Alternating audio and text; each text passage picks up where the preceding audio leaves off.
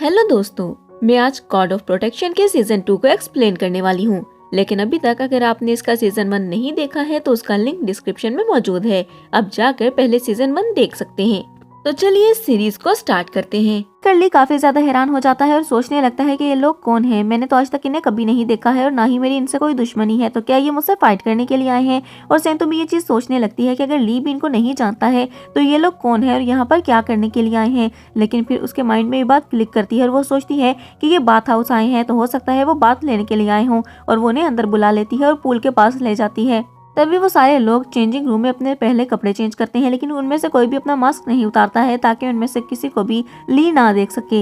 इसके बाद वो सब के सब पूल में चले जाते हैं और उनकी पावर बहुत ज़्यादा इंक्रीज होने लगती है। उनको बहुत ज़्यादा अच्छा भी फील होने लगता है। जिसके बाद वो ली को कुछ पैसे देते हैं और कहते हैं कि हमारे लिए ड्रिंक लेकर आओ। और ली कुछ देर में उनके लिए ड्रिंक लेकर आता है और उनको सर्व करता है, जिसको वो पीकर एंजॉय करने लगते हैं। और उसके बाद एक ड्रिंक वो ली को भी ऑफर करते हैं और कहते हैं कि तुम भी हमारे साथ पी सकते हो। इसके साथ ही वो ली को ये भी कहते हैं कि हमारे पास तुम्हारे लिए एक बहुत ही अच्छी डील है। अगर तुम इस पूल को बेचना चाहते हो तो हम तुम्हें इसकी अच्छी कीमत देंगे, लेकिन इसके साथ साथ अगर तुम इसको बेचना नहीं चाहती हो तो हमें इसकी रेसिपी बता दो कि तुमने ये कैसे बनाया है। अब ली उनसे झूठ बोलता है और कहता है कि ये मैंने बहुत ही मेहनत से बनाया है और इस पर मेरी इतनी ज़्यादा मेहनत लगी है, इसलिए मैं किसी से शेयर भी नहीं करना चाहता हूँ।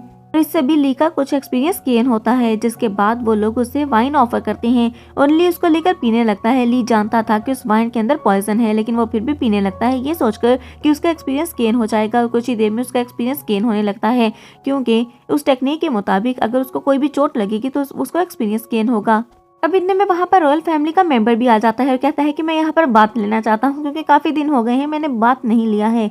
लेकिन बाथ हाउस में जब वो इतने सारे लोगों को देखता है तो कहता है लगता है आज बाथ हाउस फुल है, तो मुझे किसी और दिन आना चाहिए। और ये कहकर वो वापस आने लगता है तो ली कहता है कि बिल्कुल भी नहीं, तुम अभी रुको। लेकिन ली जैसे ही उसे रोकने लगता है तो वो पूल में बैठा आदमी उसको रोक लेता है और उसका हाथ पकड़ लेता है और कहता है कि तुम मुझे बता सकते हो कि ये लड़का कौन है। और इसके बदले में मुझे काफी कॉइन देता है, लेकिन ली मना कर देता है। इसके बाद वो और ज्यादा कॉइन देता है और इसके अलावा और वाइन भी ली को पीने के लिए देता है। लेकिन ली को समझ नहीं आ रहा था कि वो उसको इतनी ज्यादा वाइन क्यों दे रहा है।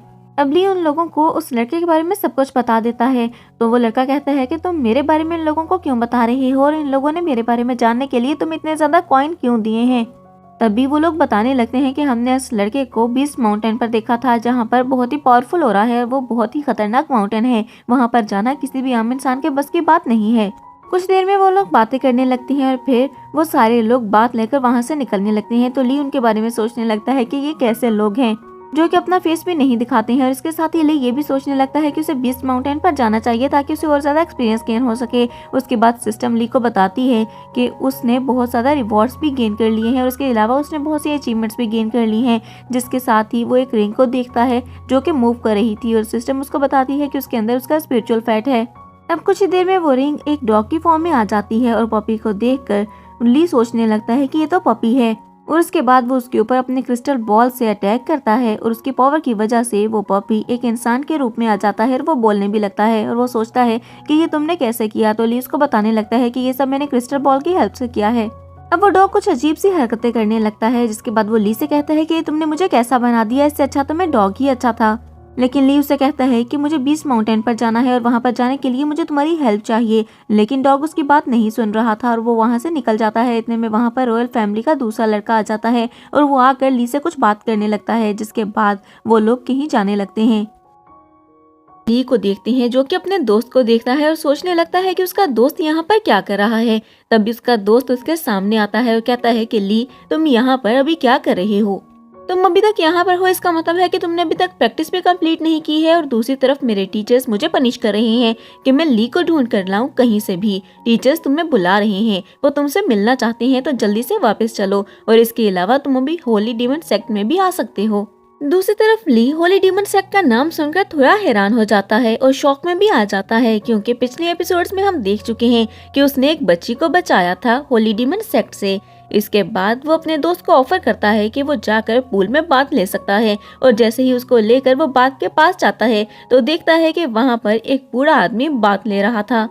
उस बूढ़े आदमी को देखकर जियान कहता है कि ये आदमी कितना गंदा है, इसको देखकर लग रहा है कि ये काफी दिनों से नहीं नहाया है और इसका नाम त्यानवू हो सकता है, क्योंकि मुझे इसकी शक्ल त्यानवू जैसी लग रही है। जियान की बात सुनकर ली कहता है कि कौन तियानवू, मैं किसी तियानवू को नहीं जानता हूँ। तो जियान ली को तियानवू के बारे में बताने लगता है और कहता है कि एक आइलैंड पर एक ओल्ड मैन रहता था जिसने वहाँ पर रहकर बहुत ज्यादा कल्टीवेशन की थी और अपने लेवल को बहुत ज्यादा इंक्रीज कर लिया था, और वहीं पर उस आइलैंड पर रहते हुए उस आइलैंड की पावर को ऑब्जॉर्व करके वहाँ पर बहुत सारी लड़ाइयाँ भी लड़ी थी, और उस ओल्ड मैन का नाम तियानवू था, और वो तियानवू इस ओल्ड मैन से बहुत ज्यादा मिलता जुलता है। मुझे तो लगता है कि यही तियानवू है। लेकिन जियान जैसे ही उस ओल्ड मैन के फेस को देखता है तो कहता है कि नहीं, ये तियानवू जैसा बिल्कुल भी नहीं लगता है। इसके बाद हमारा सीन चेंज होता है और हम देखते हैं सभी स्टूडेंट्स को जो कि एक वैली में, जो कि बहुत ही ज्यादा खूबसूरत थी, वहाँ पर प्रैक्टिस करने के लिए गए थे। अब हमारा सीन शिफ्ट होता है और हम प्रिंस को देखते हैं जो कि ली को कहता है कि मैंने बॉस से तुम्हारे यहाँ पर कल्टीवेशन करने की परमिशन ले ली है, और कुछ आगे जाकर वो कुछ स्टूडेंट की तरफ इशारा करके ली को उनसे इंट्रोड्यूस करवाने लगता है, जिसके बाद हमें उन स्टूडेंट्स की बातें सुनाई देती हैं जो कि कहते हैं कि यहाँ पर एक आदमी है जिसने क्यांग्यो किंगडम में बहुत ज्यादा प्रैक्टिस कर ली है, और इतनी ज्यादा कल्टीवेशन करने के बाद उसने अपने लेवल को बहुत ज्यादा इंक्रीज कर लिया है, और अगर कोई भी यहाँ पर उससे फाइट करना चाहे तो वो उससे कभी भी नहीं जीत पाएगा। वो लड़का उसको बहुत आसानी से हरा सकता है। अभी वो स्टूडेंट्स बातें कर ही रहे थे कि इतने में हम एक आदमी को देखते हैं जिसका नाम शाइबू था, और वो ली के पास आकर कहता है कि तुमने मेरे भाई को बहुत ज्यादा हर्ट किया है और उसको बहुत ज्यादा पीटा है, और मैं तुमसे इस बात का बदला लेकर रहूंगा। और दूसरी तरफ ली को बिल्कुल भी समझ में नहीं आ रहा था कि वो आदमी क्या बात कर रहा है। वो अपने मेंबर से कहता है कि किस किस्म की बातें कर रहा है, मैंने इसके भाई को कब पीटा और मैंने उसको कब मारा था। तब वो मेंबर बताने लगता है कि ये फैंग का बड़ा भाई है, तुमने फैंग को पीटा था और ये उसी की बात कर रहा है। अभी वो दोनों बातें कर ही रहे थे कि इतने में शाइबू मौका देखकर सेंतो के ऊपर अटैक कर देता है, लेकिन मौका देखते ही ली उसके अटैक को रोक देता है और उसको पीछे धकेल देता है, और इतने में उसका एक्सपीरियंस भी गेन हो जाता है। अब शाइबू ली को देखकर कुछ देर सोचता है और उसके बाद दोबारा से अपनी एनर्जी को गेन करके वो ली के ऊपर अटैक करने के लिए जाता है, लेकिन ली उसके अटैक को रोककर उसको फिर से पीछे धकेल देता है। तब शाइबू को बहुत ज्यादा गुस्सा आने लगता है और कुछ वर्ड्स को लिखकर वो ऊपर आसमान की तरफ जाता है। ली कहता है कि ये ऐसा क्या कर रहा है, तो उसका मेंबर कहता है कि इन वर्ड्स को तुम जरा भी हल्का मत लेना, ये बहुत पावरफुल वर्ड्स हैं, और जब जब इसने इन वर्ड्स को यूज किया है इसका ओपोनेंट हमेशा हारा ही है। तभी शाइबू अपने उन वर्ड से ली के ऊपर अटैक कर देता है। शाइबू के अटैक करने पर ली अपने गिर्द एक येलो कलर की शील्ड बना लेता है, और उसके बाद उसकी बॉडी पर भी एक आर्मर आ जाता है और उसके अंदर बहुत ज्यादा पावर भी आ जाती है, और वहाँ से एक येलो कलर की एनर्जी भी रिलीज होती है। और ये सब देखकर शाइबू को और भी ज्यादा गुस्सा आ रहा था क्योंकि उसका कोई भी अटैक ली के ऊपर काम नहीं कर रहा था। शाइबू अपना नया अटैक करता है जो कि बहुत ही ज्यादा पावरफुल था, जिसमें हवा, पानी, बिजली, तूफान सब कुछ था, लेकिन ली उस अटैक को भी रोक देता है और इसके साथ ही उसका बहुत ज्यादा एक्सपीरियंस भी गेन होता है। ये देखकर शाइबू को और भी ज्यादा गुस्सा आता है और शाइबू कहता है कि तुम ऐसा कैसे कर सकते हो, तुम इतनी आसानी से इस अटैक को कैसे डॉज कर सकते हो, इसको डॉज करना बहुत ही ज्यादा मुश्किल है। तब ली कहता है कि तुम मुझे ऐसे ललकार रहे थे जैसे तुम मुझे अभी हरा ही दोगे। तब शाइबू से कहता है कि ये सब तुम्हारे उस मैजिकल वेपन की वजह से हो रहा है, मैजिकल वेपन के बगैर तुम कुछ भी नहीं हो। ली उससे जवाबन कहता है कि अगर तुम्हें लगता है कि मैं मैजिकल वेपन की वजह से जीत रहा हूँ तो मैं वो वेपन हटा देता हूँ, उस वेपन के बाद भी मैं तुम्हें बहुत आसानी से हरा सकता हूँ। इतने में हम वहाँ पर एक नई लड़की को देखते हैं जिसका नाम वोंग बताया जाता है, और वोंग अपनी मैजिकल एनर्जी से एक डिस्क बनाती है और उस डिस्क से वो ली के ऊपर अटैक करती है। वो डिस्क ली की तरफ जाती है और ली की आर्मर से टकराकर वो नीचे जमीन पर गिर जाती है, और तब ली हंसते हुए कहता है कि बस इसमें इतनी ही पावर थी, और उस ब्लेड को उठाकर दोबारा से वोंग की तरफ फेंक देता है और कहता है कि तुम्हें इसकी पावर को और ज्यादा बढ़ाना चाहिए क्योंकि इसकी इतनी सी पावर मेरे लिए कुछ भी नहीं है। इसके साथ ली कहने लगता है कि मैंने तो सुना है कि तुमने बहुत ज्यादा कल्टीवेशन की है और यहाँ पर जिसने भी तुमसे अब तक फाइट की है कोई भी तुमको हरा नहीं पाया है, लेकिन मुझको लगता है कि मैं तुमको बहुत आसानी से हरा दूंगा क्योंकि तुम मुझसे जीत नहीं सकती हो।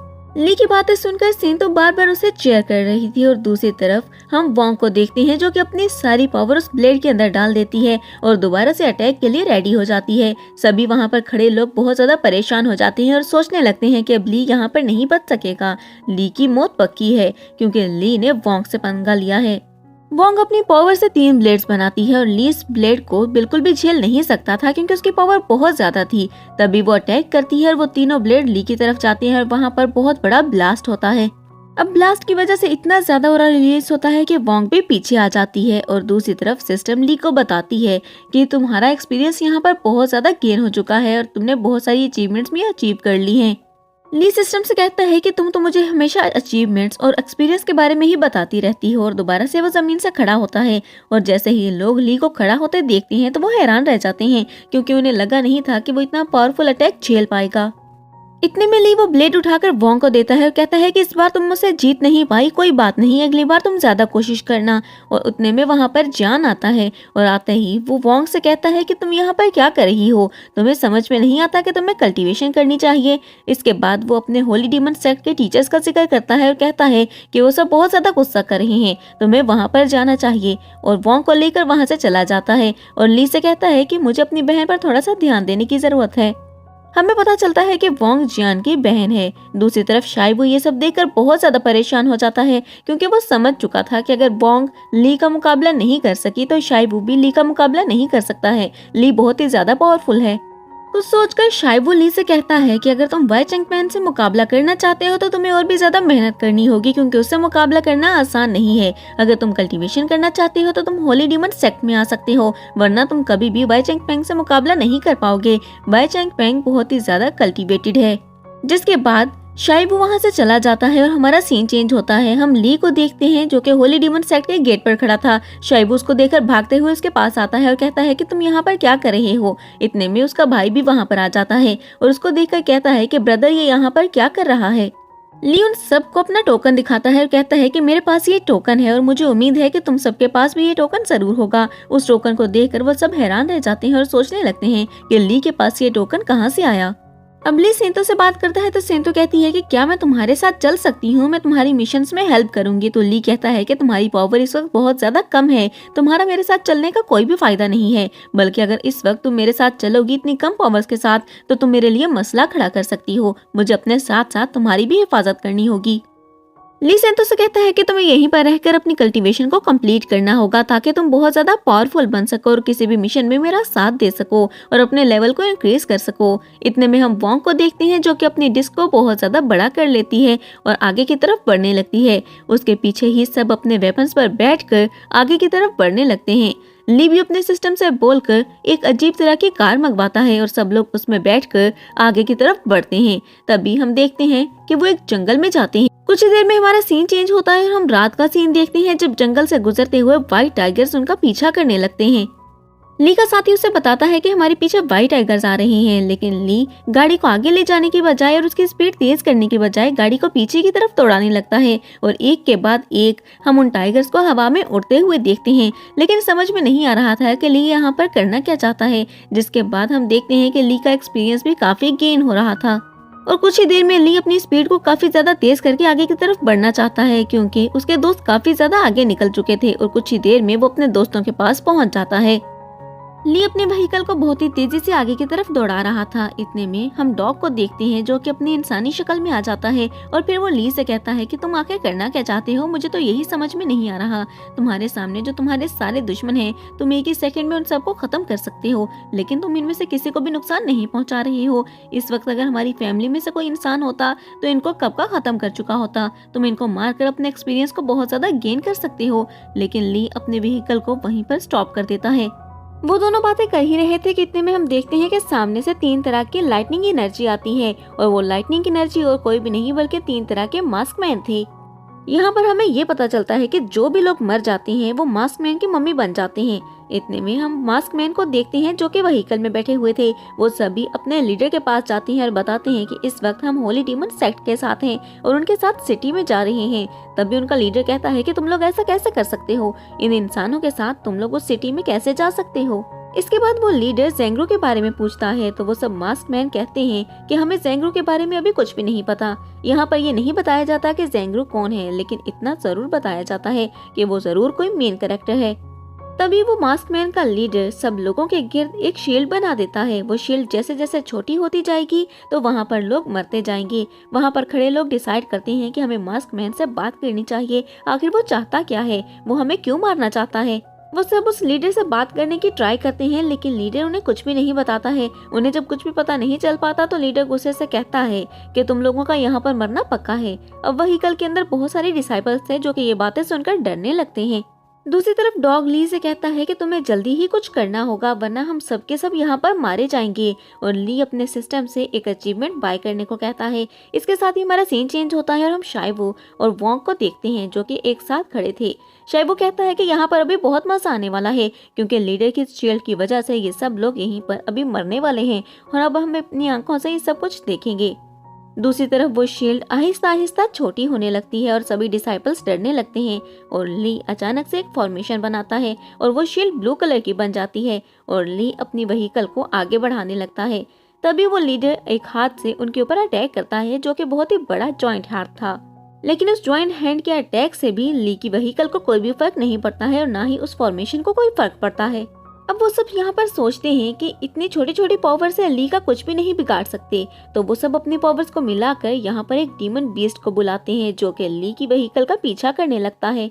हमें पता चलता है कि मास्कमैन का लीडर उस डीमन बीस्ट को कंट्रोल कर रहा है और वो डीमन बीस्ट व्हीकल के ऊपर अटैक करता है और काफी ज्यादा अटैक करने के बाद वो शील्ड टूट जाती है और ली अपनी व्हीकल की स्पीड को और ज्यादा बढ़ा देता है। ली की व्हीकल की स्पीड इतनी ज्यादा थी कि उसके सामने जो भी आ रहा था वो मारा जा रहा था और तभी वो डीमन बीस्ट उसकी गाड़ी के आगे आ जाता है, लेकिन उस व्हीकल से टक्कर लगने की वजह से वो डीमन बीस्ट वहीं पर मारा जाता है क्योंकि व्हीकल की स्पीड बहुत ज्यादा थी। और दूसरी तरफ मास्कमैन के लीडर के मुंह से भी खून आने लगता है और शाइबू और वोंग और बाकी सब लोगों को समझ आ जाती है कि यहाँ पर अब वो भी नहीं बचने वाले हैं, इसलिए जल्दी जल्दी वो भी वहाँ से निकलने लगते हैं। हमारा सीन मास्कमैन पे शिफ्ट होता है और हम देखते हैं कि एक मास्कमैन मर जाता है और उसके बाद बाकी के सारे मास्कमैन ली के आगे घुटने टेक देते हैं और उससे माफी मांगने लगते हैं। तब ली उनसे पूछता है कि मुझे बताओ कि ये ज़ेंग्रो कौन है। वो सारे मास्कमैन कहते हैं कि हमें माफ कर दो, हम दोबारा ऐसा कभी भी नहीं करेंगे, यहाँ पर जो भी फाइट हुई है सबको भूल जाएंगे और अपने माउंटेन पर वापस चले जाएंगे। तब ली उनकी बातों पर यकीन करने लगता है और कहता है कि मुझे कोई ऐसा वेपन दे दो जिससे मैं तुम्हारे साथ कांटेक्ट में रह सकूं। तब वो सारे मास्कमैन कोई ऐसा वेपन उसे देते हैं जिससे ली उनके साथ कांटेक्ट में रह सके। वो वेपन असल में एक टोकन था। ली उस टोकन को लेकर वहां से जाने लगता है और सोचता है कि देखते हैं तुम मेरे अब कम काम आते हो। अब हमारा सीन शिफ्ट होता है और हम होली डीमन सेक्ट को देखते हैं जहां पर हमें एक न्यू कैरेक्टर को दिखाया जाता है जिसका नाम क्विनलैन है। क्विनलैन के पीछे हम कुछ लोगों को खड़े हुए देखते हैं जो कि कहते हैं कि हम होली डीमन सेक्ट में तो पहुंच चुके हैं, लेकिन अब इस जगह को हमने पार कैसे करना है। और उसके साथ ही हम क्विनलैन की डिसाइपल को देखते हैं जो कि क्विनलैन से कहती है कि क्या इतनी ज्यादा कल्टीवेशन के बाद भी तुम इस जगह को पार नहीं कर सकती हो। इतने में वहाँ पर एक फॉर्मेशन ओपन होती है जो कि येलो कलर की थी और वहाँ से आवाज आती है कि यहाँ पर 2 टेस्ट होंगे जो कि तुम लोगों को पार करने होंगे और अगर तुम लोग इन 2 टेस्ट को पास कर जाते हो तो तुम लोग आसानी से ट्रेयर के पास पहुँच सकते हो। तभी वहाँ पर ली अपने व्हीकल के साथ एंट्री मारता है और जैसे ही वो बाहर निकलता है तो सिस्टम उसको बताती है कि तुमने यहाँ पर एक नई अचीवमेंट अचीव कर ली है। तुमने अपने व्हीकल के साथ एक ड्रिफ्ट बहुत ही अच्छे तरीके से मारी है और ये तुम्हारी अचीवमेंट है। ली की व्हीकल से निकलने के बाद उसके बाकी सारे साथी भी बाहर आ जाते हैं। तभी आवाज उन सबको बताती है कि तुम्हें इस पहाड़ को पार करना होगा, इसको जल्दी से जल्दी क्रॉस करना होगा। और सारे उस पहाड़ को क्रॉस करने लगते हैं और तभी ली के साथी पूछते हैं कि हम इस पहाड़ को कैसे क्रॉस करेंगे। तो ली कहने लगता है कि ये भी कोई मुश्किल काम है, तुम सब व्हीकल में बैठो, हमारे पास व्हीकल है।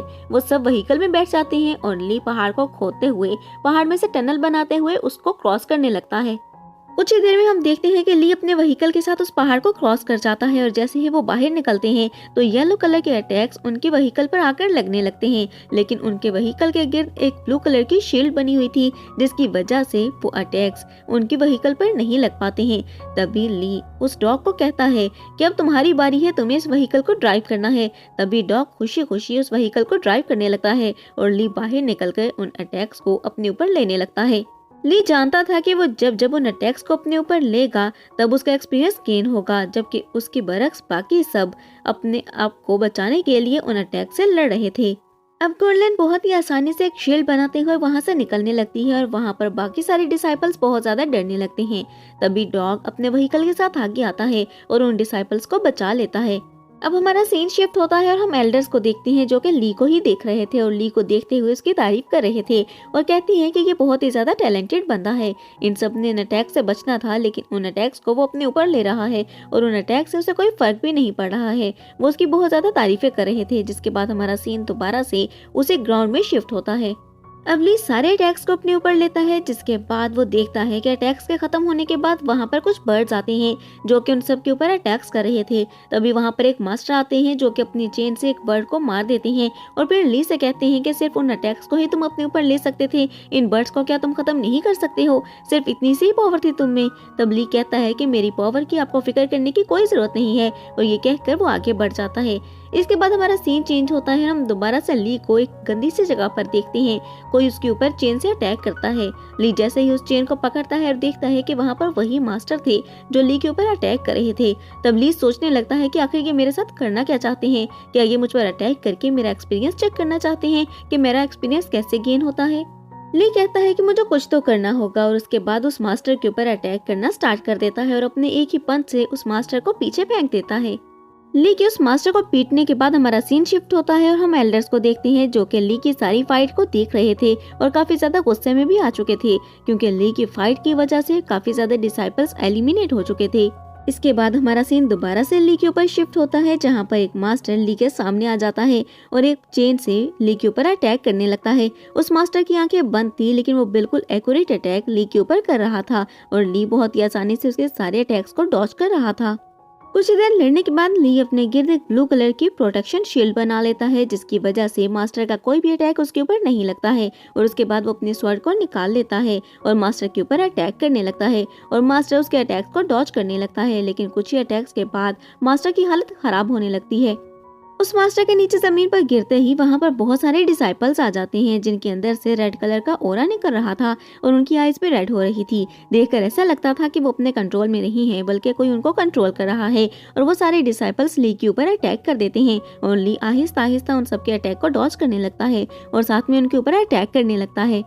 एक एक करके ली उन सारे डिसाइपल्स को मार देता है और तभी सिस्टम उसको बताती है कि तुम्हारा बहुत ज्यादा एक्सपीरियंस गेन हो चुका है और इसके अलावा तुम्हारी हिडन अचीवमेंट भी कंप्लीट हो चुकी है। और उसके अलावा बताती है कि तुम्हारे पास कुछ ऐसी अचीवमेंट्स हैं जिनको तुम बाय कर सकते हो। और ली उन अचीवमेंट्स को बाय कर लेता है और उसके बाद उस बग्गी के जरिए वहां से निकलने लगता है। अब ली कुछ लॉलीपॉप्स उन डिसाइपल्स और मास्टर को देता है, जो कि उस मास्टर को बहुत ज्यादा पसंद आती है। तब मास्टर कहता है कि तुमने ये कैंडी कहाँ से ली, क्या ये मुझे और ज्यादा मिल सकती हैं? तब ली कहता है कि ये मैंने बहुत ज्यादा सिल्वर स्टोन में ली हैं और मेरे पास इस वक्त इतने ज्यादा सिल्वर स्टोन नहीं है कि मैं और ले सकूं। तब मास्टर उसको कहता है कि तुम नहीं जानते कि मैं किंगडम का मास्टर हूँ, मैं तुमको पे कर सकता हूँ, लेकिन मुझे ये कैंडी चाहिए। ली जानता था कि वो उस कैंडी को लेने के लिए किसी भी हालत में पे करेगा, इसीलिए वो उसे पेमेंट लेके उसको वो कैंडी दे देता है। अब ली और मास्टर बातें करते हुए आगे बढ़ने लगते हैं और ली उस मास्टर को बताता है कि तुम्हारी पावर बहुत ही ज्यादा कम है, अगर तुम अपनी पावर को बढ़ाना चाहते हो तो मैं तुम्हें एक बाथ हाउस के बारे में बता सकता हूँ। वहाँ पर बाथ लेकर तुम अपनी पावर को बहुत ही ज्यादा बढ़ा सकते हो और तुम्हारी कल्टीवेशन लेवल भी बहुत ज्यादा इंक्रीज हो सकता है। ली यहाँ पर उस बाथ हाउस का प्रमोशन कर रहा था, जिसके बाद हमारा सीन चेंज होता है और हम उस होली डीमन हाउस को देखते हैं, जहाँ पर सभी लोग पहुंच चुके थे। वहाँ पर एक आदमी था जिसका नाम गाउजी था और वो सबको देख रहा था। इतने में ली भी वहाँ पर पहुंच जाता है और गाउजी ली को वहीं पर रोक लेता है और उसके सामने आ जाता है और कहता है कि तुमने हमारे होली डीमन हाउस का एक रूल तोड़ा है, इसीलिए तुम्हें पनिशमेंट मिलेगी। तुम्हारी वजह से यहाँ पर बहुत सारे डिसाइपल्स को एलिमिनेट कर दिया गया है। अगर तुम अपने किसी भी मैजिकल वेपन का यूज ना करती तो वो सारे डिसाइपल्स भी इस वक्त यहाँ पर मौजूद होते। ली गाउजी को नहीं जानता था, तो वो कहता है कि मैं यहाँ पर एक एल्डर हूँ, तुम मुझे एल्डर कह सकते हो, लेकिन तुम्हें पनिशमेंट जरूर मिलेगी, क्योंकि मैं जानता हूँ कि तुम्हारी ही वजह से यहाँ पर सब डिसाइपल्स एलिमिनेट हुए हैं। ली अपनी उस बग्गी से बाहर आ जाता है, जिसके बाद उसकी वो बग्गी वहाँ से गायब हो जाती है और वो एल्डर उसके ऊपर अटैक करता है। गाउजी का अटैक इतना ज्यादा पावरफुल था कि ली का एक्सपीरियंस बहुत ज्यादा गेन हो जाता है। गाउजी के अटैक से ली को कोई भी फर्क नहीं पड़ता है और गाउजी सोचने लगते हैं कि इसको किसी भी तरह रोकना होगा, वरना ये तो और भी ज्यादा पावरफुल होता जाएगा। जिसके बाद वो एक और पावरफुल अटैक उसके ऊपर करते हैं, जिसकी वजह से ली दोबारा से अपने आर्मर सूट में आ जाता है। प्रोफेसर का अटैक ली के आर्मर पर लगने की वजह से प्रोफेसर थोड़ा पीछे आ जाते हैं। तभी ली प्रोफेसर से कहता है कि आपको क्या लगता है कि आप इतनी सी पावर से मुझे हरा सकते हैं? तब प्रोफेसर कहता है कि तुम्हें क्या लगता है कि तुम इतनी सी कल्टीवेशन करके मेरा मुकाबला कर सकते हो? ये कहकर प्रोफेसर पीछे की तरफ बढ़ने लगते हैं, लेकिन जैसे ही वो कुछ सीढ़ियां चढ़ते हैं तो उन्हें पता चलता है कि उन्हें काफी ज्यादा डैमेज हो चुका था। ली के अटैक की वजह से वो काफी ज्यादा इंजर्ड हो चुके थे और तभी उनके पीछे उनके एक एल्डर आ जाते हैं, जो कि प्रोफेसर से कहते हैं कि तुम एक लड़के से पिट गए हो। तुम्हें इस बात पर शर्म आनी चाहिए। तुम एक लड़के से कैसे पिट सकते हो जब उसकी कल्टीवेशन भी इतनी ज्यादा हाई नहीं है और उसका लेवल भी इतना ज्यादा इंक्रीज नहीं है, और मैंने तुम्हारे पीछे एक डिवाइन मास्टर को भी देखा है। वो एल्डर मास्टर कहते हैं कि प्रोफेसर, तुम तो अपना भी बचाव नहीं कर सकते, तुम तो खुद को भी प्रोटेक्ट नहीं कर सकते हो, तुम दूसरों को क्या प्रोटेक्ट करोगे। इसके साथ ही हमारा सीन चेंज होता है और हम कुछ लोगों को देखते हैं जिन्होंने फर्स्ट टेस्ट में पार्टिसिपेट किया था, और वो सब वहाँ पर खड़े प्लानिंग कर रहे थे कि जैसे ही ली वहाँ पर आएगा तो उनमें से कोई प्लान करके ली को वहीं पर खत्म कर देगा। इतने में ली भी अपने साथियों के साथ वहाँ पर आ जाता है और ली को देखकर वहाँ पर प्लानिंग कर रहे सभी लोग डर जाते हैं। तभी वहाँ पर खड़ी लड़की कहती है कि आप आगे जाओ और जाके ली को खत्म करके आओ, हम सब आपके साथ हैं, और एक लड़के को धक्का दे देती है। वो लड़का जैसे ही आगे जाता है तो हमें दिखाया जाता है कि वो अपने पावर्स को एक्टिवेट करता है, लेकिन कुछ देर के बाद ही वो ली के साथ आगे की तरफ बढ़ने लगता है। और ये सब देखकर सभी लोग हैरान रह जाते हैं कि आखिर ऐसा कैसे हुआ, उस आदमी ने ली से फाइट क्यों नहीं की। वो आदमी ली को लेकर एक कमरे में आता है और कहता है कि आप यहीं पर रुकें, मैं आपके लिए कुछ खाने को लेकर आता हूँ। उस आदमी के जाने के बाद एक पोर्टल ओपन होता है और वहाँ से डॉग बाहर आता है और कहता है कि ये सब क्या था, ये आदमी कौन था और ये तुम्हारे साथ ऐसे बिहेव क्यों कर रहा है। तभी ली अपने फोनिक्स को बाहर निकाल लेता है। फोनिक्स को देखते ही वो डॉग कहता है कि इस फोनिक्स का यहाँ पर क्या काम है। तो ली कहता है कि इस फोनिक्स को हम एज अ व्हीकल यूज कर सकते हैं। तब वो डॉग कहता है कि अरे ये तो देखने में इतना टेस्टी लग रहा है, ये तो खाने में बहुत मजे का होगा, और ये कहकर वो उसके ऊपर अटैक कर देता है। तभी ली कहता है कि ये कोई चिकन नहीं है जिसको तुम खाने चले हो। तभी एक पोर्टल फिर से ओपन होता है और उसमें से एक एनर्जी बॉल बाहर आती है जो कि आकर उस फोनिक्स को लगती है, और वो फोनिक्स एक बहुत ही खूबसूरत लड़की में कन्वर्ट हो जाता है। तभी वो लड़की उस डॉग पर गुस्सा करते हुए कहती है कि तुम में अकल नाम की कोई चीज है क्या, तुम मुझे खाने चले थे, तुम्हें कुछ भी नहीं पता। अब फोनिक्स और डॉग की बहुत लंबी देर तक लड़ाई चलती है और ली ये सब देखकर परेशान हो जाता है क्योंकि उसे समझ नहीं आ रहा था कि इस लड़ाई को वो कैसे रोके। अब ली उस आदमी के साथ एक और मास्टर से मिलने के लिए जाता है। तभी पीछे से एक और आदमी उस पर आकर अटैक कर देता है और ली उसके अटैक को डॉज करता है, और उस आदमी को कोई और आदमी था जो कि बहका रहा था और उसको ली से बार बार फाइट करने के लिए कह रहा था, और ली बार बार उसके अटैक को डॉज कर रहा था। अब वो आदमी जिसका नाम शो पेंग था वो ली के ऊपर अटैक करके उसे जंजीरों में जकड़ लेता है और उसे हवा में उठा लेता है। ली अपनी कुछ पावर का यूज करके उन जंजीरों को तोड़ने की कोशिश करता है, लेकिन फर्स्ट अटेम्प्ट में वो नहीं निकल पाता है। ली पहले कम पावर को यूज करता है और उन बेड़ियों को तोड़ने की कोशिश करता है, लेकिन वो नहीं टूटती। तो उसके बाद वो अपनी सारी पावर को इकट्ठा करके उन बेड़ियों को एक साथ ही तोड़ देता है। अब ली एक फोर्स के साथ नीचे जमीन पर आ जाता है और शो पेंग दोबारा से उसके ऊपर अटैक के लिए रेडी हो जाता है, और वहाँ पर खड़े सभी लोग बहुत ही ज्यादा डर जाते हैं क्योंकि ली बहुत ही आसानी से उसका मुकाबला कर पा रहा था और उससे फाइट कर रहा था। अब शू पेंग एक वेपन से ली के ऊपर अटैक करता है, लेकिन ली उसी वेपन से दोबारा शू पेंग के ऊपर अटैक करता है और वो वेपन जाकर शू पेंग को लगता है, जिसकी वजह से शू पेंग नीचे जमीन पर गिर जाता है। पेंग शू के नीचे जमीन पर गिरने के बाद उसका साथी जो उसको बार बार ली से फाइट करने के लिए मोटिवेट कर रहा था वो उसको उठाकर वहां से भाग जाता है, और दूसरी तरफ प्रोफेसर भी काफी ज्यादा गुस्से में उनको देख रहा होता है।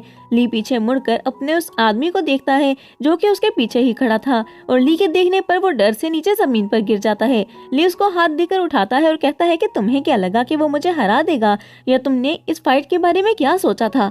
तब वो आदमी कहता है कि मैंने तो कुछ भी नहीं सोचा था, इसीलिए मुझे इसके बारे में कुछ भी नहीं पता। जिसके बाद हमारा सीन चेंज होता है और हम ली और उस आदमी को एक बाजार में देखते हैं।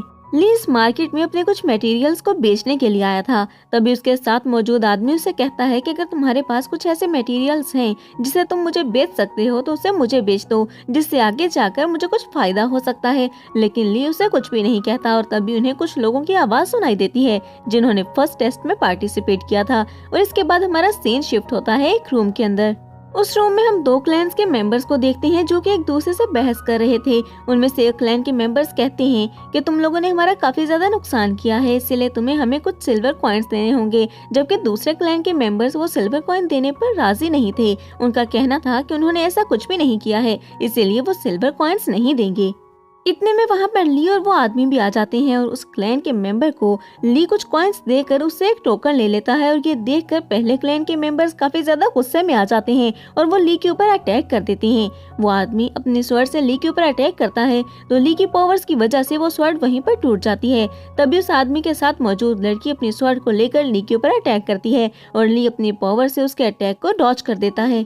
अब वो आदमी ली को कहता है कि तुम्हें क्या लगता है, तुम्हारी पावर बहुत ज्यादा है, तुम्हारी कल्टीवेशन हमारी कल्टीवेशन के सामने कुछ भी नहीं है। तभी ली उस लड़की की तलवार को भी तोड़ देता है और कहता है कि ये तो वक्त ही बताएगा कि कौन कितना ज्यादा पावरफुल है। वो दोनों क्लैन के मेंबर्स वहाँ से भाग जाते हैं, ये कहते हुए कि तुम्हें यू ब्रदर ही अब देखेंगे, वो तुमसे हिसाब लेंगे। अब हम दूसरे क्लैन के मेंबर्स को देखते हैं जो कि ली को एक ऐसे इवेंट में लेके जाने वाले थे जिसके बारे में ली को कुछ भी पता नहीं था। इसके बाद हमारा सीन चेंज होता है और हम ली को एक घर के सामने देखते हैं। वहीं पर सिस्टम ली को बताती है कि उस फाइट के दौरान तुम्हारा एक्सपीरियंस बहुत ज्यादा गेन हुआ है और तुमने एक अचीवमेंट भी कंप्लीट की है।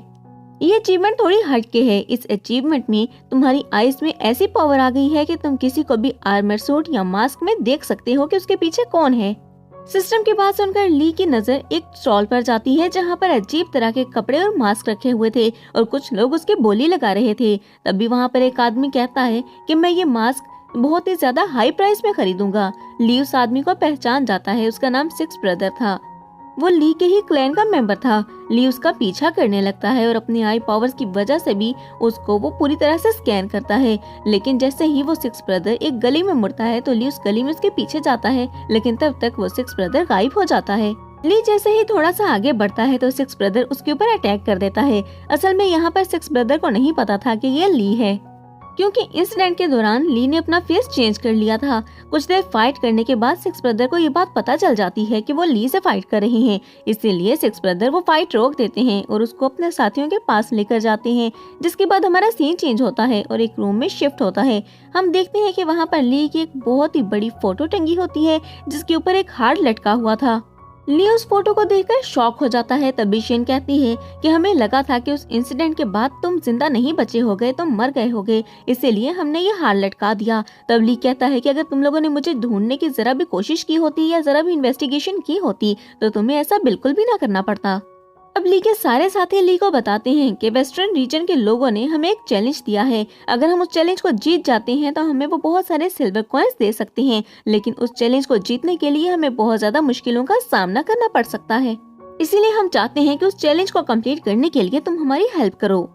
अब हमारा सीन चेंज होता है और हम सिक्स ब्रदर के साथ ली को देखते हैं। तभी सिक्स ब्रदर ली को कहते हैं कि कुछ वक्त में एल्डर सिस्टर भी यहाँ पर आ जाएंगी और ये कहकर गुड लक बोलकर वो वहाँ से चले जाते हैं। तभी ली सोचने लगता है कि अभी तो मेरा एग्जाम भी कंप्लीट नहीं हुआ है, मुझे आने वाले वक्त में बहुत सारी मुश्किलों का सामना करना पड़ सकता है। अभी वो खड़ा ये सब सोच ही रहा था कि तभी हुआन उसकी गोद में आकर गिरता है और वो देखता है कि वो लड़का जिसने बहुत ज्यादा मोटिवेट किया था पेंगशो को, वो उसके ऊपर अटैक करने के लिए कुछ लोगों को बुलाता है और कहता है कि ली को मार डालो। अब ली के ऊपर एक आयरन चेन से अटैक किया जाता है तो ली यूजुआन को पीछे फेंककर अपने गिर्द एक शील्ड बना लेता है ताकि उस अटैक को रोक सके और यूजुआन एक ओल्ड मैन की गोद में जाकर गिरता है। इतने में यहाँ पर हम एक नए कैरेक्टर को देखते हैं जिसका नाम योंग था और वो ली के ऊपर अटैक करने लगता है और जंजीर से कुछ अटैक के बाद वो ली को बांध देता है। तभी यूजुआन कहता है कि ये तुम क्या कर रहे हो, तुम हमारे ही क्लैन के मेंबर हो, तुम ली के साथ ऐसा कैसे कर सकते हो। तब वो कहता है कि इसने मेरे भाई को इंजर्ड किया है, इसकी हिम्मत कैसे हुई मेरे भाई के ऊपर अटैक करने की, इसको इसका हिसाब देना ही होगा। इसके साथ ही योंग अपने डिसाइपल को यूजुआन के ऊपर अटैक करने के लिए कहता है और वो डिसाइपल यूजुआन की तरफ बढ़ता है उस पर अटैक करने के लिए। लेकिन जैसे ही वो यूजुआन को पंच मारने ही वाला होता है तब एक ब्लू कलर की एनर्जी उसको पंच मारकर रोक देती है और सब समझ जाते हैं कि ली उस जंजीरों से आजाद हो चुका है।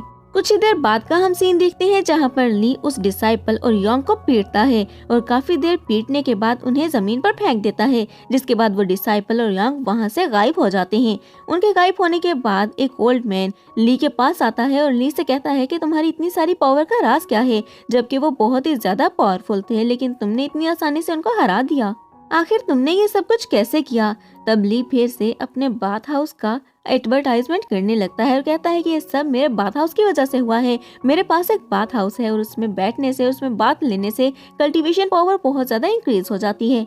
जिसके बाद हम यूजुआन को देखते हैं जो उस बाथ हाउस की तरफ जाने लगता है और काफी ज्यादा डिसाइपल्स भी अंदर की तरफ जा रहे थे और तभी ली उसको एक परफ्यूम देता है और कहता है कि इस परफ्यूम को तुम लगा लो।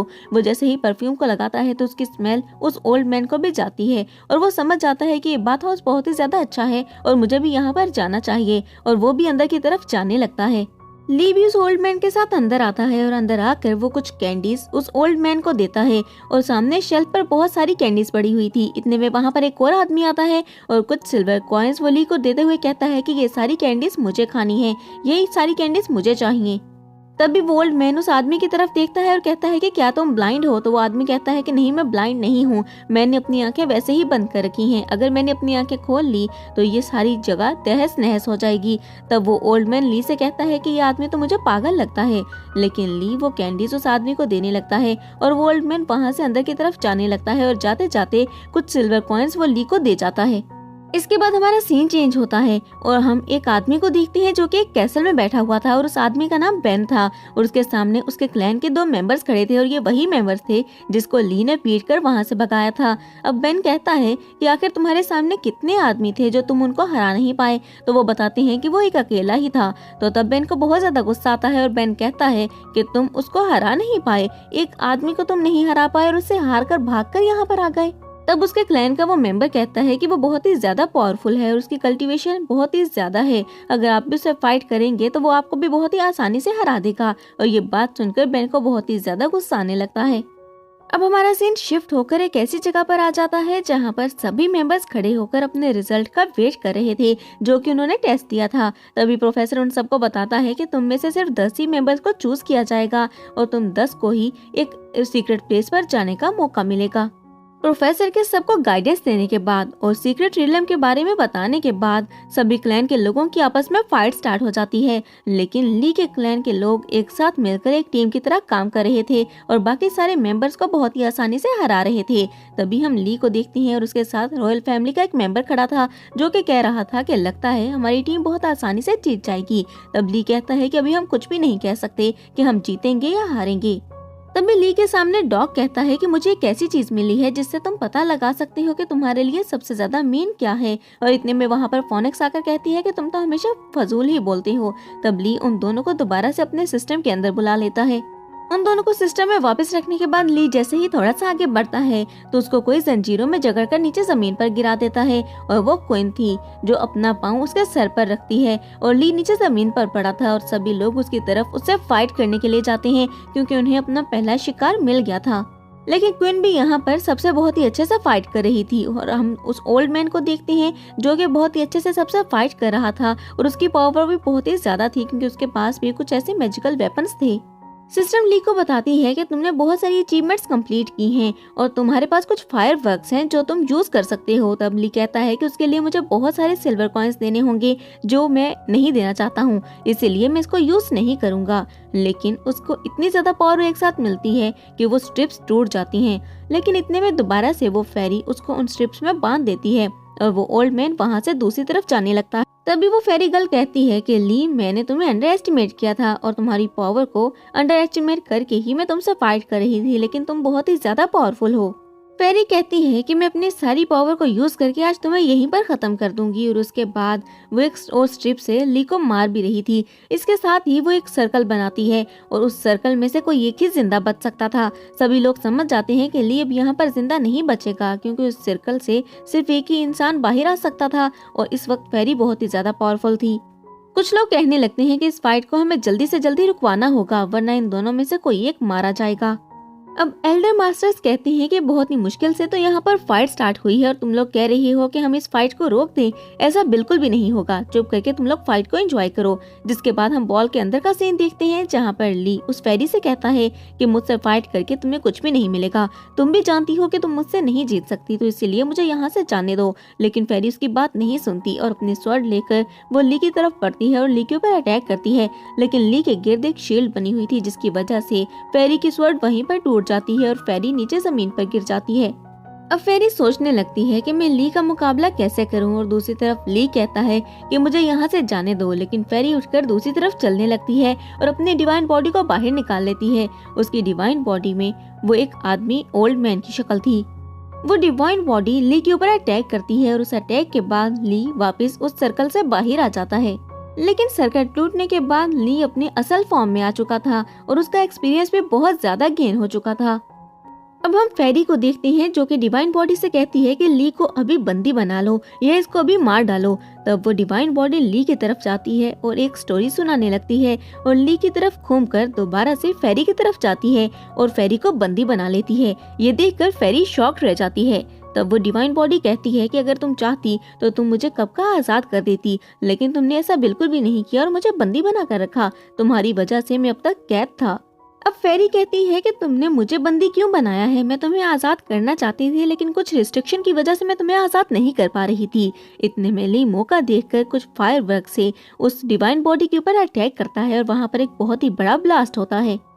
अब ओल्ड मैन भी फेरी के ऊपर अटैक कर देता है जिसकी वजह से फेरी नीचे पीछे की तरफ गिरने लगती है। तब ली जल्दी से जाकर फेरी को गोद में पकड़कर नीचे गिरने से बचा लेता है और उसके बाद वो फेरी से कहता है कि तुम्हारा क्या प्लान था कि इस ओल्ड मैन से तुम मुझे पिटवाओगी, लेकिन तुम्हारा सारा प्लान तो उल्टा ही हो गया। यहाँ पर वो ओल्ड मैन तो तुम्हें पीटना चाहता है और तुम्हें ही जान से मारना चाहता है। इसके बाद ली ओल्ड मैन से कहता है कि तुम्हें क्या लगता है कि तुम यहाँ पर मुझे मार कर मुझे खत्म कर दोगे? क्या तुम्हारे अंदर इतनी पावर है कि तुम मुझे खत्म कर सकते हो? तब वो ओल्ड मैन कहता है कि मेरी कल्टीवेशन तुमसे बहुत ही ज्यादा है और तुम मुझे कुछ भी नहीं कह सकते हो, लेकिन तुम फिर भी इतना ज्यादा कर रहे हो, तुम मेरा मुकाबला बिल्कुल भी नहीं कर सकते। अब वो ओल्ड मैन अटैक के लिए रेडी होता है और बहुत सारे एस्ट्रॉइड्स वो ली के ऊपर फेंकने लगता है। यहाँ पर ली के अलावा कोई और होता तो कब का वो खत्म हो चुका होता, लेकिन ली वो सारे एस्ट्रॉइड्स को अपने अंदर लेने लगता है और सबको ऑब्जॉर्व करने लगता है और इसके साथ ही अपनी पावर से सभी एस्ट्रॉइड्स को वो डिस्ट्रॉय कर देता है। तभी सिस्टम ली को बताती है कि तुम्हारी बहुत सारी अचीवमेंट्स कंप्लीट हो चुकी हैं और एक्सपीरियंस भी बहुत ज्यादा गेन हो चुका है। तुमने बहुत सारे एस्ट्रॉइड्स को ऑब्जॉर्व कर लिया है और तुम्हारी ऑब्जॉर्बिंग पावर बहुत ज्यादा इंक्रीज हो गई है। अब ओल्ड मैन गुस्से में ली से कहते हैं कि तुमने मेरे इस अटैक को तो डॉज कर दिया है, लेकिन तुम मेरे नेक्स्ट अटैक को डॉज नहीं कर पाओगे। तभी एक डिसाइपल चीखते हुए ओल्ड मैन से कहता है कि क्या आप पागल हैं? आपको ये बात बिल्कुल भी समझ में नहीं आ रही कि ली के पास एक मैजिकल पावर है, उसके पास ऐसे बैरियर्स हैं जिसकी वजह से कोई भी अटैक उस पर असर नहीं करता है। आप कोई भी पावरफुल अटैक उसके ऊपर कर दें, वो उसके ऊपर असर नहीं करेगा। तब ओल्ड मैन को भी ये बात समझ में आ जाती है और ओल्ड मैन सोचने लगता है कि मुझे सबसे पहले इसके बैरियर को तोड़ना होगा और अपनी स्वॉर्ड को निकाल कर वो ली के ऊपर फेंकता है। अब ओल्ड मैन काफी ज्यादा अटैक ली के ऊपर करने लगता है, लेकिन इस सब का ली को बिल्कुल भी कोई फर्क नहीं पड़ रहा था और ना ही उसके ऊपर कोई असर हो रहा था। तभी एल्डर सिस्टर ली से कहती है कि अब बस बहुत हो गया, तुम्हें भी अटैक करना चाहिए। कब तक तुम सिर्फ अटैक को डॉज करते रहोगे और अपने ऊपर लेकर उसे ऑब्जर्व करते रहोगे? अब इस खेल को खत्म हो जाना चाहिए। तभी ली भी अपने स्वॉर्ड को निकाल लेता है सिस्टम को बुलाकर और देखते हैं कि उस स्वॉर्ड की स्पिरिचुअल एनर्जी बहुत ही ज्यादा थी। तब ली कहता है कि आने वाले वक्त में ही पता चलेगा कि आप जिंदा बचेंगे या नहीं। जिसके बाद एल्डर सिस्टर आगे आती हैं और ली के पास आकर उसको एक थप्पड़ लगा देती हैं और इसके बाद ही हम वहाँ पर एक और आदमी को खड़े हुए देखते हैं। वो आदमी वहाँ पर खड़े सभी लोगों के बारे में जानना चाहता था। अभी वो उनके बारे में सिर्फ इतना ही जानता था कि वो सब एक ही ग्रुप के मेंबर्स हैं। अब वो आदमी ये तो जरूर जानता था कि ये बेशक कल्टीवेशन में कम है, लेकिन इनकी पावर बहुत ही ज्यादा है। अब हम एल्डर सिस्टर को देखते हैं जो कि आगे बढ़ती हैं और अपने हैमर से नीचे जमीन पर बहुत ही जोर से मारती हैं। उनकी हैमर जैसे ही जमीन पर लगती है तो एक बहुत ही जोरदार ऑरा निकलता है जिसको कोई भी बर्दाश्त नहीं कर पाता, क्योंकि वो एनर्जी बहुत ही ज्यादा थी और सब जाकर जमीन पर लगते हैं और कुछ जाकर दीवार से टकराते हैं। लेकिन किसी को भी समझ में नहीं आया था कि एल्डर सिस्टर ने ऐसा क्यों किया था। तभी एल्डर सिस्टर खड़ी होती हैं और कहती हैं कि तुमने मेरी एनर्जी और मेरी पावर को तो देख ही लिया होगा, तो कौन आकर मुझसे फाइट करना चाहता है। तभी कुछ लोग एल्डर सिस्टर की तरफ उनसे फाइट करने के लिए आते हैं और एल्डर सिस्टर अपनी स्पिरिचुअल बॉडी को निकाल लेती हैं। अब हमें पता चलता है कि वो जो मेंबर्स फाइट करने के लिए आए थे वो ईस्टर्न क्लैन के मेंबर्स थे और वो ली के मेंबर्स से फाइट करना चाहते थे। अब यहाँ पर ली नोटिस करता है कि सब उसको ही देख रहे थे और सब चाहते थे कि ली ही जाकर फाइट करे। तब ली कहता है कि नहीं, ऐसा बिल्कुल भी नहीं होने वाला, इस बार मैं बिल्कुल भी फाइट नहीं करने वाला। और तभी हम उस आदमी को देखते हैं जिसको हमने बाथ हाउस में देखा था। वो फाइट करने के लिए आगे बढ़ता है। सोल्जर जैसे ही उस पर अटैक करने के लिए जाते हैं तो वो बहुत ही आसानी से उनके अटैक्स को डॉज करने लगता है। सोल्जर काफी देर उस पर अटैक करते हैं, लेकिन एक बात उन्हें हैरान कर रही थी कि इस आदमी की आंखें अभी तक बंद क्यों हैं, ये अपनी आंखें क्यों नहीं खोल रहा और बगैर आंखें खोले इतनी अच्छी फाइट कैसे कर रहा है। अब हम देखते हैं कि यहाँ पर फाइट तो जारी ही रहती है और वो आदमी उस सोल्जर के सारे अटैक्स को बहुत ही आसानी से डॉज कर रहा था, जिसके बाद एल्डर सिस्टर आगे बढ़ती है और ईस्टर क्लैन के बाकी मेंबर्स के साथ फाइट करने लगती है और दूसरी तरफ एल्डर्स और प्रोफेसर खड़े ये सब कुछ देख रहे थे। तभी एल्डर्स कहते हैं कि तुम्हें क्या लगता है कि इनमें से कौन जीतेगा? तो प्रोफेसर कहता है कि मैं अभी कुछ भी नहीं बता सकता कि इनमें से कौन जीतेगा। हम 8 मेंबर्स तो सेलेक्ट कर चुके हैं, अभी 2 ही मेंबर्स रहते हैं जो कि हमें सेलेक्ट करनी है और उन 10 मेंबर्स को ही हम सीक्रेट रिलेम तक पहुंचा सकते हैं। इसके बाद ही प्रोफेसर ये भी कहता है कि हम ईस्टर क्लैन के 2 मेंबर्स भी सेलेक्ट कर सकते हैं क्योंकि वो भी फाइटिंग में इन्हें बहुत ही अच्छी टक्कर दे सकते हैं। अब हमारा सीन दोबारा से उस ग्राउंड में शिफ्ट होता है जहाँ पर फाइट चल रही थी। हम एल्डर सिस्टर को देखते हैं जो बहुत ही आसानी से ईस्टर्न क्लैन के सभी मेंबर्स को हरा देती है, जबकि दूसरी तरफ वो आदमी जो के सारे अटैक को डॉज कर रहा था वो सोल्जर्स के सभी अटैक को कुछ देर के लिए डॉज करता है, उनको हराता है, लेकिन कुछ देर के बाद वो खुद हार जाता है और पीछे आ जाता है।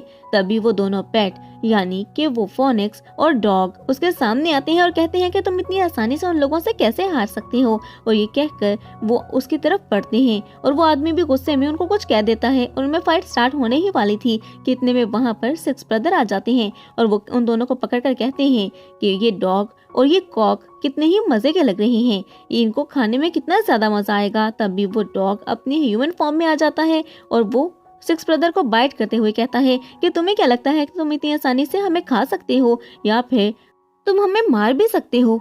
अब वो जूनियर ब्रदर डर कर ली के पीछे छुप जाते हैं और कहते हैं कि ये तुमने कैसे पेट पाल रखे हैं, ये तो बहुत ही ज्यादा खतरनाक हैं। इतने में इस फाइट के दौरान हम एक आदमी को उस ग्राउंड में इंटर होते हुए देखते हैं जो कि अपने बीस्ट टर्टल के साथ इंटर होता है जो कि एक जॉइंट बीस्ट था, और हम देखते हैं कि वो आदमी बहुत ही ज्यादा पावरफुल था। लोग उसको देखकर हैरान रह जाते हैं और वो कहते हैं कि ये जॉइंट टर्टल इसके अंदर बहुत ज्यादा पावर है और इसकी पावर की वजह से ही ये आदमी बहुत ही ज्यादा पावरफुल है।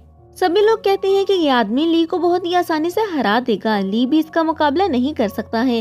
तभी वो आदमी प्रोफेसर के सामने जाता है और प्रोफेसर कहते हैं कि हमारे पास 2 सीट्स खाली हैं, तुम चाहो तो फाइट में पार्टिसिपेट कर सकते हो। तब वो आदमी कहता है कि मुझे लगता है कि मैं काफी ज्यादा लेट हो चुका हूँ। तभी जो लोग हार चुके थे उनसे फाइट करने का बोला जाता है। तब वो आदमी कहता है कि मैं इतना भी कमजोर या फिर गया गुजरा नहीं हूँ जो इन नमूनों के साथ मैं फाइट करूंगा। अब वो आदमी कहता है कि वो ली के साथ फाइट करना चाहता है, जिसके बाद वो ली के दोनों पेट्स को देखता है और कहता है कि ये दोनों अजीबोगरीब पेट्स तो मुझे ली के ही लगते हैं। ये बात सुनकर डॉग को बहुत ज्यादा गुस्सा आने लगता है और वो उस पर अटैक करने के लिए जैसे ही आगे बढ़ने लगता है तो ली उसको पकड़कर अपने सिस्टम में वापस डाल देता है और कहता है कि तुम बहुत ही ज्यादा शैतान हो रहे हो, और उसके बाद वो अटैक करने के लिए रेडी हो जाता है। जबकि दूसरी तरफ वो आदमी भी अपने डिवाइन बीस्ट को बाहर निकाल लेता है। डिवाइन बीस्ट को देखकर सभी लोग हैरान रह गए थे कि वो बहुत ही ज्यादा पावरफुल बीस्ट थे। जबकि दूसरी तरफ अपने सिस्टम को कहकर ली व्हीकल को बाहर निकाल लेता है। तभी प्रोफेसर कहते हैं कि तुम व्हीकल के साथ फाइट नहीं कर सकते, तो ली कहता है कि मैं व्हीकल के साथ ही फाइट करूंगा और फाइट के लिए रेडी होता है। अब गोल्डन बीस्ट उस व्हीकल के ऊपर अटैक करने के लिए आता है, लेकिन व्हीकल को जरा सा भी कोई फर्क नहीं पड़ता है। जिसके बाद दोबारा से गोल्डन बीस्ट और दूसरा बर्ड बीस्ट दोबारा से व्हीकल पर अटैक करने के लिए आते हैं और ली भी अटैक करने के लिए अपने व्हीकल को लेकर आगे बढ़ता है। ली अपने व्हीकल के साथ उस आदमी के ऊपर अटैक करता है, लेकिन हम जानते थे कि उस जायंट टर्टल बीस्ट में बहुत ही ज्यादा स्पिरिचुअल एनर्जी थी, इसलिए वहां पर बहुत ही ज्यादा ऑरा बाहर निकलने लगता है और सभी एल्डर्स और प्रोफेसर सोचने लगते हैं कि हमारे पास वक्त बहुत कम है, हमें इन दोनों में से किसी एक को ही चूज करना होगा। तभी एक एल्डर कहता है कि हमारे पास वक्त बेशक कम है, लेकिन हमें ये फाइट देख लेनी चाहिए कि इनमें से कौन जीतता है।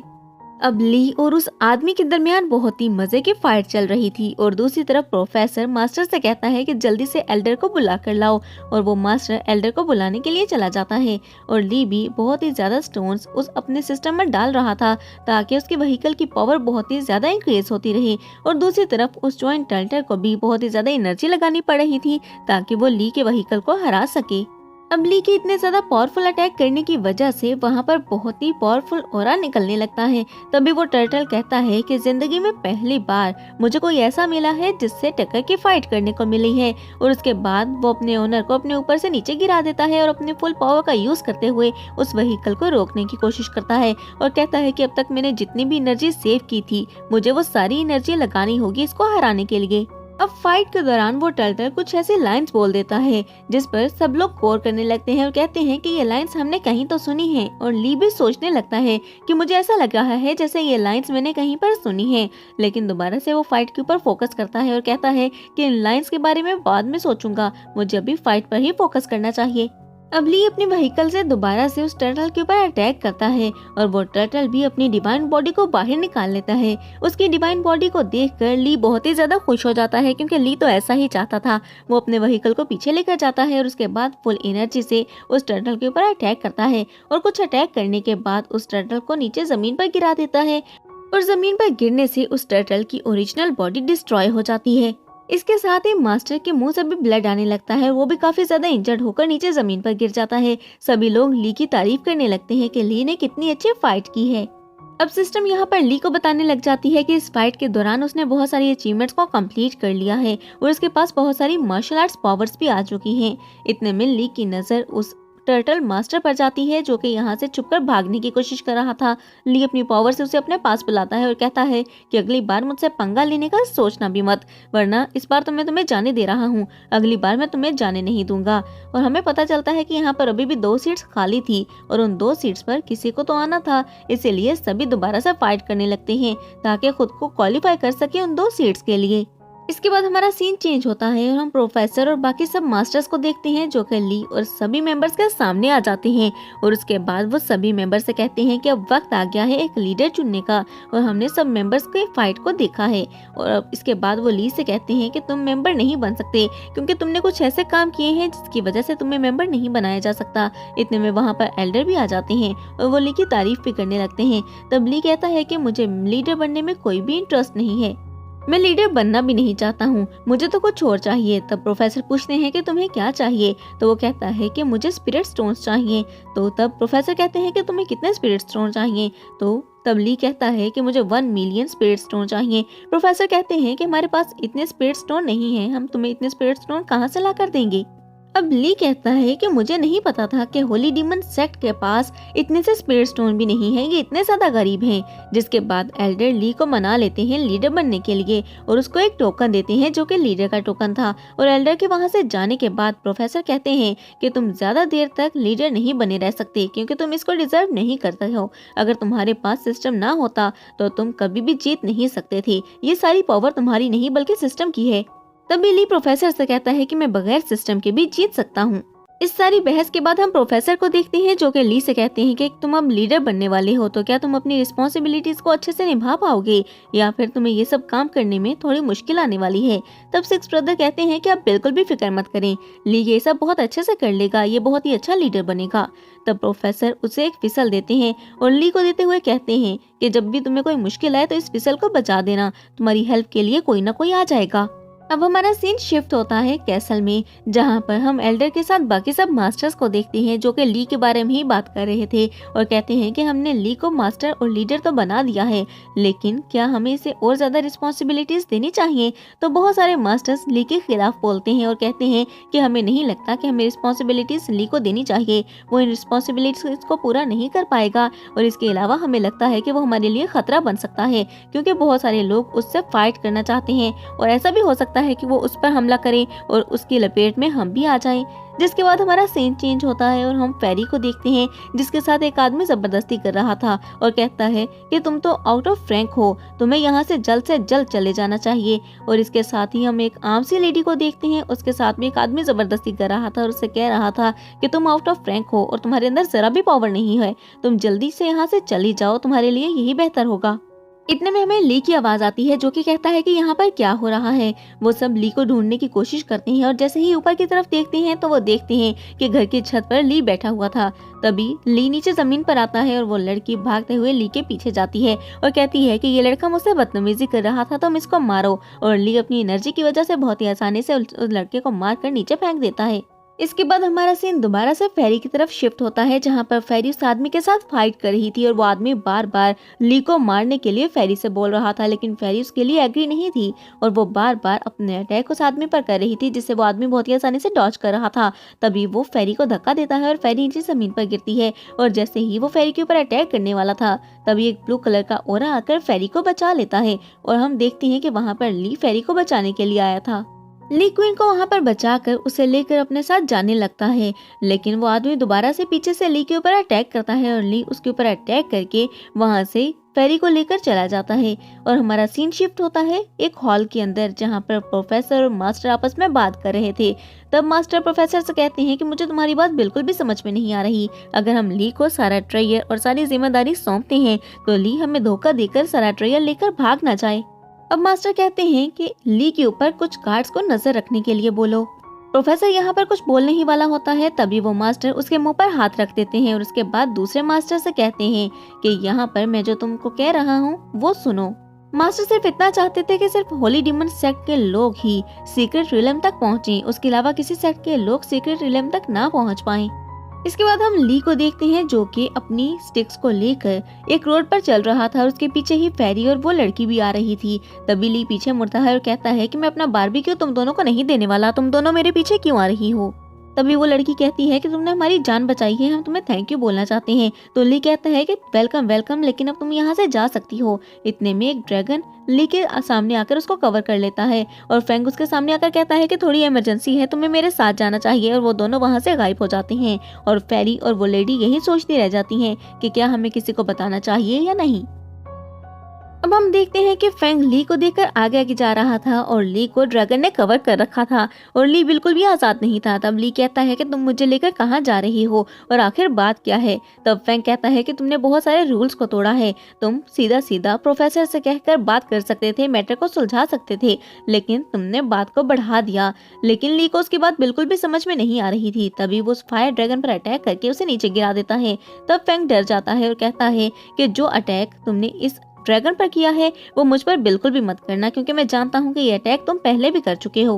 इतने में वहाँ पर एल्डर सिस्टर और बाकी सारे मेंबर्स भी आ जाते हैं और वो कहते हैं कि ली हमने तुमसे कहा था कि तुम हमारे साथ ही रहना, तुम ठीक तो हो ना, तुम यहाँ पर क्या कर रहे हो। लेकिन ली थोड़ा सा शर्मा रहा था और वो कुछ भी नहीं बताता है। इतने में सिस्टम आकर बताती है कि ली ने बहुत ज्यादा एक्सपीरियंस गेन कर लिया है और कुछ अचीवमेंट्स भी कंप्लीट कर ली हैं। अब एल्डर सिस्टर फैंग से पूछती है कि तुम कौन हो और यहाँ पर क्या कर रहे हो। तब फैंग गुस्से में कहता है कि तुम्हें क्या लगता है तुम मुझसे फाइट कर सकती हो, तुम्हारा कल्टीवेशन लेवल बहुत ही ज्यादा कम है जबकि मेरा कल्टीवेशन लेवल बहुत ही ज्यादा हाई है। और उसके बाद अपनी एनर्जी और पावर को यूज करते हुए अपने ड्रैगन को उठाने की कोशिश करता है, लेकिन ली अपने पैर से दोबारा उस ड्रैगन को नीचे जमीन पर गिरा देता है। ये सब देखकर फैंग डर जाता है और कहता है कि तुमने ये सब कुछ कैसे किया। तब ली फैंग के पास आता है और उससे कहता है कि तुम्हें डरने की बिल्कुल भी जरूरत नहीं है, क्योंकि मेरे पास अभी ऐसा भी कोई बैरियर नहीं है जिसकी वजह से मैं तुम्हें हरा सकूं। और उसके बाद फैंग को अपने साथ चलने की ऑफर करता है और उसे लॉलीपॉप भी देता है और फैंग भी उनके साथ जाने लगता है। और वो ली से कहता है कि मैं तुम्हारे पीछे ही हूँ, इसीलिए तुम कोई भी चालाकी करने की कोशिश मत करना। अब वो सब कैसल के पास पहुँच जाते हैं तो सामने एक आदमी उनको कहता है कि तुम लोगों की हिम्मत कैसे हुई यहाँ पर आने की, तुम लोग हारने के बाद यहाँ पर कैसे आ सकते हो। ये बात ली को और उसके मेंबर्स को बिल्कुल भी समझ में नहीं आती। उस आदमी को शायद कोई गलत फहमी हो रही थी और उसे लग रहा था कि वो सब के सब मेंबर्स हार कर आ रहे हैं। तभी वहाँ पर कुछ और लोग भी आ जाते हैं जो कि कहते हैं कि बाकी सब लोगों की तरह इनसे भी सर्वेंट की तरह काम करवाना होगा। तभी ली को समझ आता है कि ये लोग बिल्कुल भी अच्छे लोग नहीं हैं और वो ली से फाइट करना चाहते हैं। अब ली उस आदमी से कहता है कि तुम्हें क्या लगता है तुम बहुत ही आसानी से हमें हरा सकते हो, ऐसा बिल्कुल भी नहीं है। और एल्डर सिस्टर भी यही कहती है, जिसके बाद दोनों टीम्स में एक बहुत ही जबरदस्त फाइट स्टार्ट हो जाती है और सभी मेंबर्स दूसरे मेंबर से लड़ने लगते हैं। लेकिन ली पर जैसे ही कोई अटैक लग रहा था तो उसका एक्सपीरियंस 1000 टाइम गेन हो रहा था। कुछ देर बाद वो बहुत ही आसानी से दूसरे आदमी के स्वॉर्ड को भी तोड़ देता है। अब वो आदमी एक ऑक्टोपस को बाहर निकालता है जो कि बहुत ही ज्यादा पावरफुल था और कोई भी उसका मुकाबला नहीं कर पा रहा था। और वो ऑक्टोपस ली को भी एक तरफ से पकड़ लेता है और उस ऑक्टोपस के बहुत ज्यादा टैक्टिकल थे। तब ली सोचने लगता है कि मैंने इसके बारे में तो बिल्कुल भी नहीं सोचा था कि इतना ज्यादा पावरफुल भी हो सकता है। अब फैंग उस ऑक्टोपस पर अटैक करने के लिए आगे की तरफ बढ़ता है, लेकिन अपने टैक्टिकल से वो ऑक्टोपस फैंग को भी पकड़ लेता है। और दूसरी तरफ हम ली को देखते हैं जिसका एक्सपीरियंस बहुत ही ज्यादा गेन हो रहा था और उसकी पावर भी बहुत ही ज्यादा इंक्रीज होती जा रही थी, क्योंकि उसको डैमेज मिल रहा था और उसको डैमेज मिलने की वजह से उसकी पावर इंक्रीज हो रही थी।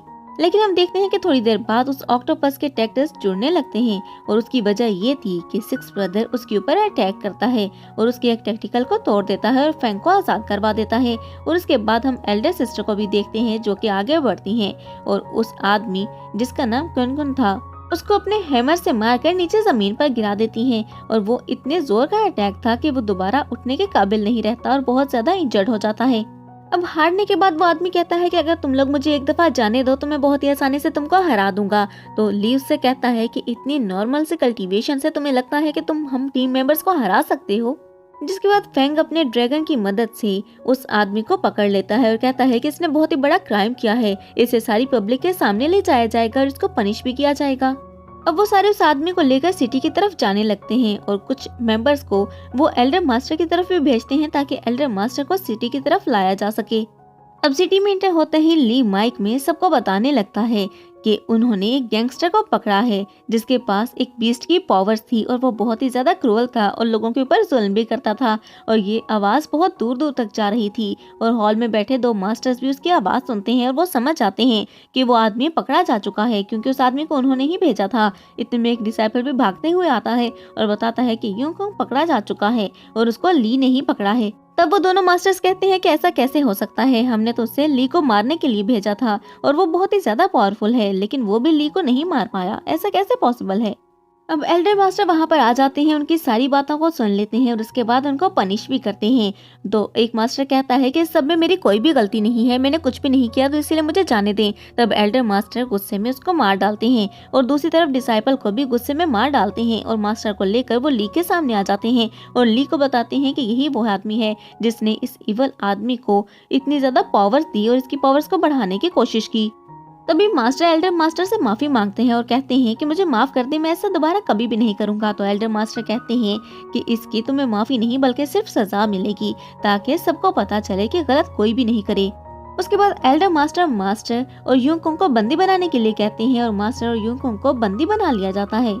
मास्टर और यूंग के वहां से जाने के बाद एल्डर मास्टर ऊपर आसमान में जाते हैं और अपने बहुत सारे क्लोन बनाकर पूरे सिटी में भेज देते हैं ताकि उन्हें पूरे सिटी की सारी न्यूज मिलती रहे। और सारे लोग उनकी असल पावर को देखकर हैरान हो रहे थे कि एल्डर मास्टर इतने ज्यादा पावरफुल हैं। तभी कुछ लोग ली से पूछते हैं कि तुम्हारे पास इतनी ज्यादा पावर कैसे आई। तभी ली कुछ बोलने ही वाला होता है कि सिक्स ब्रदर उसके मुंह पर हाथ रखकर उसको कुछ भी बोलने से रोक देता है। तभी एल्डर सिस्टर एक आदमी को अंदर की तरफ भेजती है और वो आदमी अंदर से बहुत सारी लॉलीपॉप्स लेकर आता है जो कि वो एल्डर मास्टर को भी देते हैं और बताते हैं कि इससे किसी भी डिसाइपल की पावर्स को इंक्रीज किया जा सकता है। उस कैंडी को खाते हुए एल्डर मास्टर ली को थैंक्स बोलते हैं। तब ली कहता है कि क्या इस सबका मुझे कोई रिवॉर्ड मिलेगा। तब ली को और बाकी सारे मेंबर्स को लेकर एल्डर मास्टर एक ग्राउंड में आ जाते हैं और ली को कहते हैं कि तुम अपने यहाँ पर कल्टीवेशन कर सकते हो और ये सब तुम्हारा एक रिवॉर्ड है क्योंकि तुमने एक एल्डर मास्टर को पकड़ा है।